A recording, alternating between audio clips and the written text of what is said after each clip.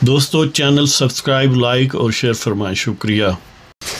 بسم اللہ الرحمن الرحیم، الحمدللہ رب العالمین والصلاة والسلام علی خاتم النبیین پاک وعوس محمد منشا۔ السلام علیکم، کیسے ہیں جی؟ بات کرتے ہیں خان صاحب نے بالآخر ظاہر اعلان کر دیا، گویا اس کو آپ کہہ سکتے ہیں کہ ایکسلریٹڈ اعلان کر دیا لانگ مارچ کا۔ ان کا پلان یا کم از کم ان کی سٹیٹمنٹ یہی تھی کہ وہ جمعرات یا جمعے کو، موسٹ پروبیبلی جمعے کو اعلان کریں گے، لیکن انہوں نے اس سے 1-2 دن پہلے ہی کر دیا، شاید اس لیے کہ وہ ایک فضا شاید سمجھتے ہیں کہ ایک زیادہ معاون ہو گئی، زیادہ موضوع ہوگی اس کام کے لیے ارشد رشید کی جو سانحہ ہوا ہے، جو ان کی وفات ہوئی ہے، ان کا قتل ہوا ہے، تو اللہ تعالیٰ نے ان کی مغفرت کرے۔ تو خان صاحب نے سمجھا کہ شاید اب بہتر ہے کہ 1-2 دن پہلے ہی اعلان کر دیں، تاکہ یہ جو ایک ہے نا جوش و جذبہ کہہ لیں یا غم و اندوہ کہہ لیں، جو بھی کہہ لیں، کہ یہ پارا جو ہے وہ زیادہ اس میں ابال رہے تو اس سے فائدہ اٹھائیں گے۔ تو اب دیکھتے ہیں کہ اس لانگ مارچ کے حق میں اور مخالفت میں کیا فیکٹرز ہیں۔ حق میں فیکٹر یہ ہیں کہ خان صاحب جو ہیں وہ 4 یعنی اسلام آباد کیپٹل ٹیریٹری کے ارد گرد 4 علاقے ہیں، وہ 4 خان صاحب کی زیر حکومت ہیں۔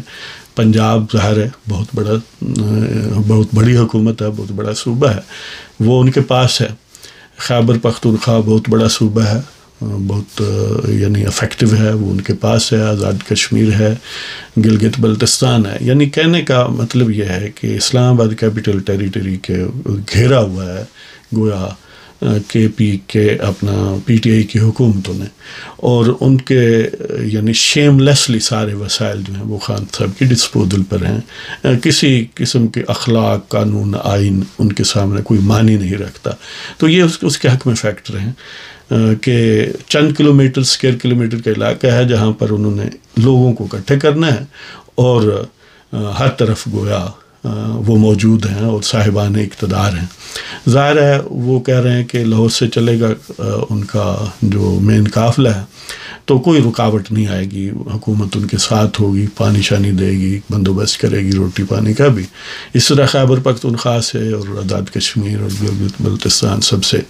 تو دیکھتے ہیں، یعنی ایک تو یہ ہے کہ آئیڈیل سچویشن ہے خان صاحب کے لیے، دوسرا یہ ہے کہ یعنی ان کے زوم میں وہ بڑے پاپولر ہیں، اور جس کی ایک وہ سمجھتے ہیں کہ یہ ضمنی الیکشن کا جو انتخاب ہے، اگرچہ ان پر بہت سارے ifs and buts وضاحت کی جا سکتی ہے، لیکن ریال پولیٹک میں nothing succeeds like success، کہ یہ میکینکس انڈر گراؤنڈ کیا تھی وہ ایک سیپریٹ ایشو ہے، جو سامنے ہے ظاہر ہے فیس ویلیو پر اسے دیکھا جاتا ہے۔ تو بہرحال یہ بھی یعنی ان کے تئیں وہ اپنی پاپولیرٹی سمجھتے ہیں کہ اس کے پیکس پر ہیں، اسی طرح حکومتیں چاروں طرف ان کی ہیں۔ پھر یہ ہے کہ ظاہر ہے جتنے انہوں نے زخم پاکستان کی اکانومی یا معیشت اور پاکستان کی سیاست کو یا نظام کو دیے ہیں، ان کا سارا ملبہ جو ہے گویا پی ڈی ایم کی حکومت یا اسپیسیفکلی نون لیگ کے کندھوں پر آ گرا ہے، اور وہ اس کھاتے میں ایک طرح سے غیر مقبول ہونے کا ان کا یعنی ٹرینڈ ہے یا پاسبلٹی ہے۔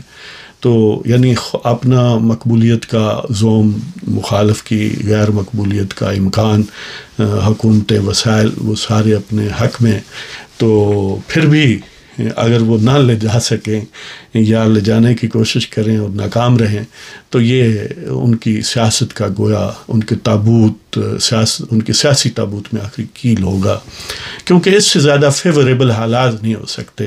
کہ میں سمجھتا ہوں 2014 سے بھی کہیں بڑھ کے فیوریبل ہیں، کہ 2014 میں پلس پوائنٹ یہ تھا کہ جو ادارے تھے وہ اعلان گویا اپنی حکومت پر چڑھائی کرنے کے لیے وہ ان کو استعمال کر رہے تھے، ساتھ شیخ الکینیڈوی تھے، ظاہر ہے وہ بھی بڑے آتش بیاں ہیں، خطیب شعلب ہیں۔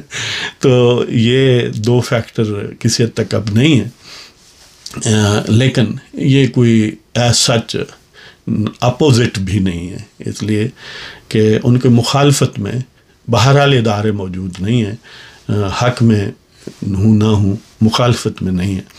تو یعنی یہ اس سے بیٹر کوئی حالات نہیں ہو سکتے.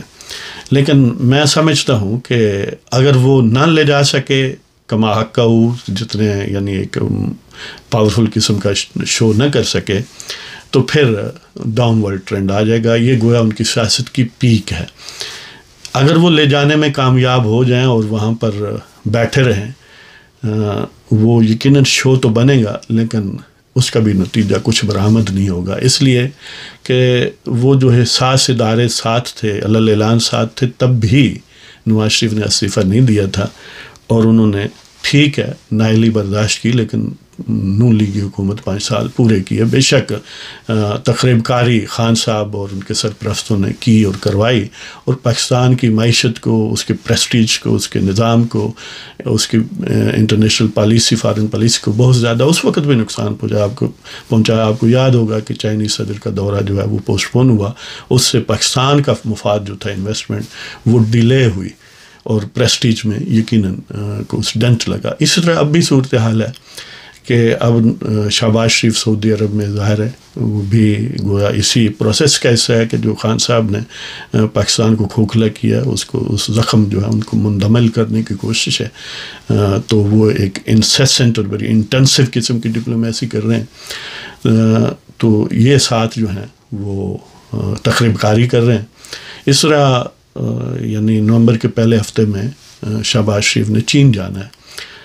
ظاہر ہے اگین وہی کہ وہ پرانے پروجیکٹس جو ہیں ان کو پھر آپٹیمم لیول پر لانا، اس کو ایکسپیڈائٹ کرنا اور فردر انویسٹمنٹ کی کوشش.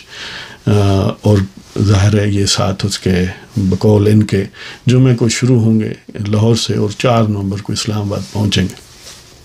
مطلب یہ ہے کہ جب بھی پاکستان کو ایک یعنی بہتری کی ضرورت ہوتی ہے، اس کا کوئی بہتری کی طرف پروسیس جاری ہوتا ہے، خان صاحب ایک بھرپور تخریب کار کی حیثیت سے سامنے آتے ہیں.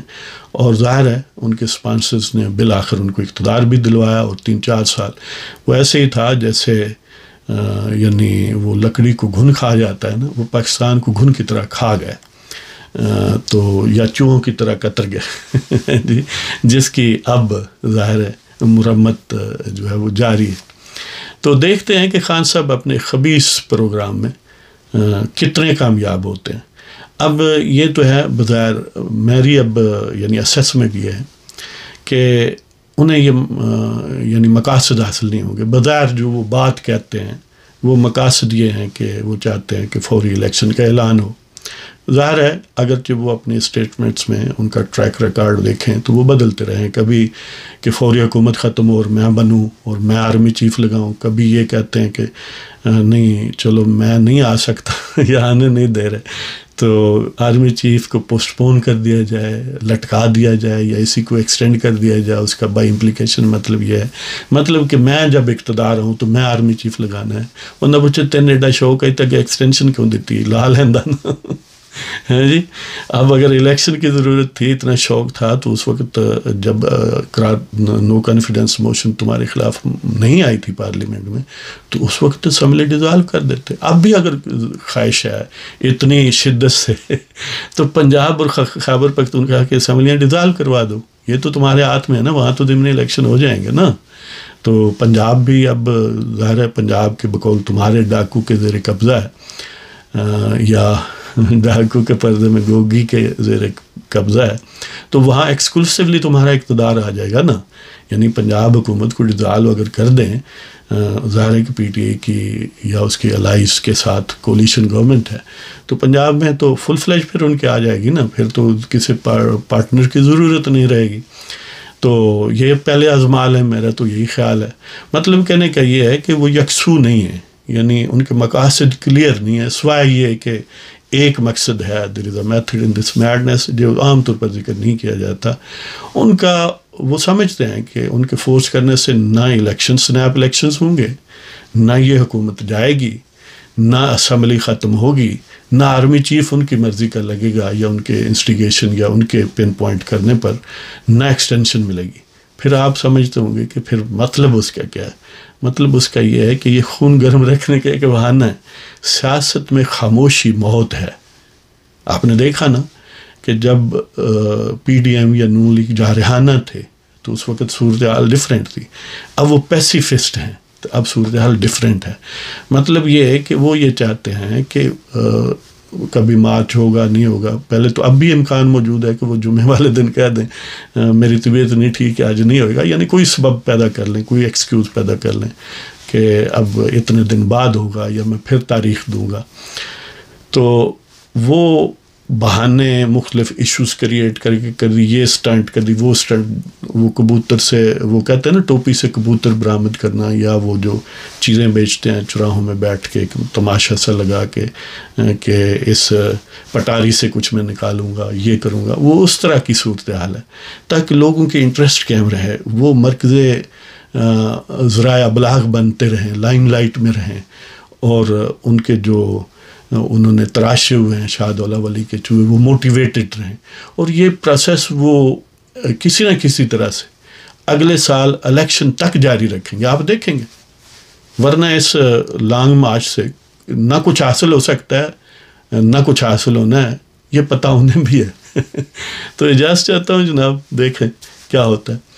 تو اللہ تعالیٰ آپ سب کو خوش و خرم رکھے. خدا حافظ.